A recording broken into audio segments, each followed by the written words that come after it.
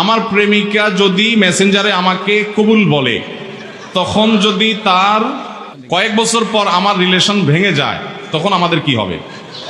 ভাইরা আমার শোনেন, আপনাদের বললাম এখানে প্রশ্ন ঢুকাবেন না, আবার প্রশ্ন ঢুকে দিচ্ছেন আপনারা। ভাই,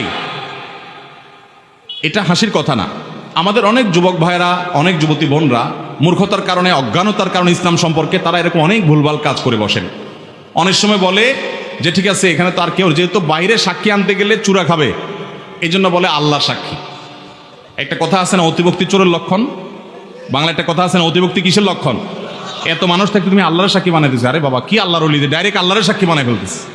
মা বাপ, ভাই বোন, হ্যাঁ, আত্মীয় স্বজন এসে সাক্ষী হবে বিয়েতে, তাদেরকে ডাকলে তো চূড়া খাবে, যেহেতু চোরাইয়ের কাজ করতেছে, এই জন্য সাক্ষী বানায় কারে? আল্লাহকে। এগুলা বিয়ে হবে না, সাক্ষী মানুষকে বানাতে হবে। ঠিক আছে, কিভাবে? আবার বলে কবুল বলছি, এই কবুল একবার কেন 1000 বার জিকির করলো বিয়ে হবে? এত